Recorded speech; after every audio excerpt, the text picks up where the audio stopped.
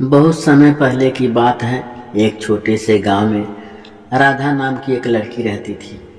राधा की खूबसूरती पूरे गांव में प्रसिद्ध थी। वह हमेशा अपनी माँ के साथ खेतों में काम करती और परिवार की देखभाल करती। उसकी माँ एक शानदार नजरिया और साहस की मिसाल थी। एक दिन उसकी माँ ने उसे अपनी पुरानी गुलाबी साड़ी दी और कहा, यह साड़ी हमारी परिवार की धरोहर है, इसे अच्छे से रखना। राधा ने साड़ी को बहुत ही स्नेह से संभाल कर रखा। वही साड़ी उसकी माँ की थी और उससे भी पहले उसकी दादी की थी। लेकिन राधा को इस बात का बिल्कुल भी अंदाजा नहीं था कि यह साड़ी केवल एक साधारण साड़ी नहीं थी, बल्कि जादुई थी। एक रात जब राधा सो रही थी, उसे एक अजीब सपना आया।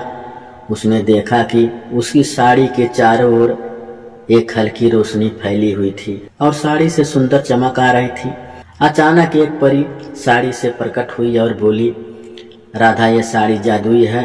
इसका प्रयोग तुम्हारे जीवन में खुशियाँ और समृद्धि लाने के लिए कर सकती हो।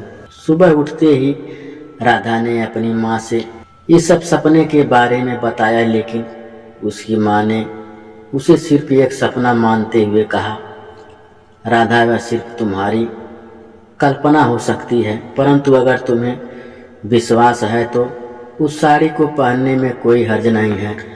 राधा ने उस साड़ी को पहन लिया और उसके बाद जो हुआ वह वाकई में आश्चर्यचकित करने वाला था।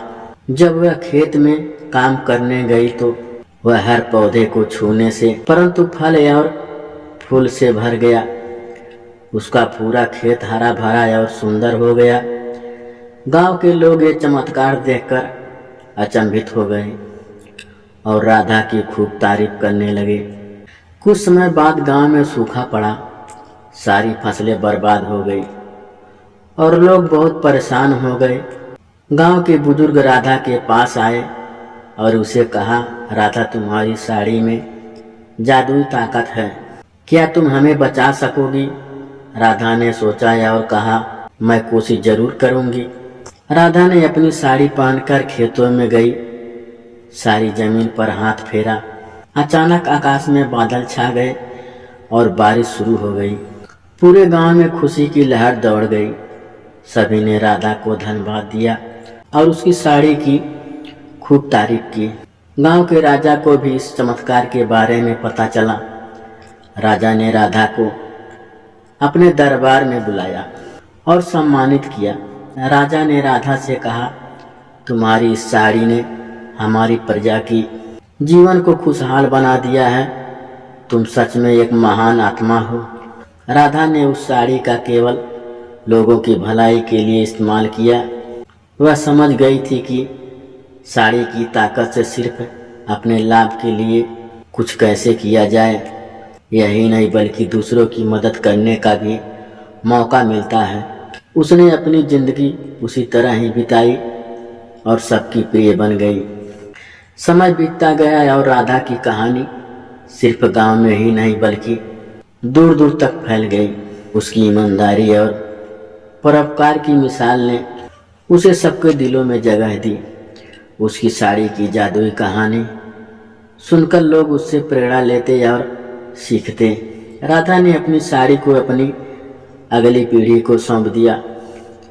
उसने अपने बच्चों और उसके बच्चों को समझाया कि इस साड़ी का हमेशा अच्छे कामों में इस्तेमाल किया जाए।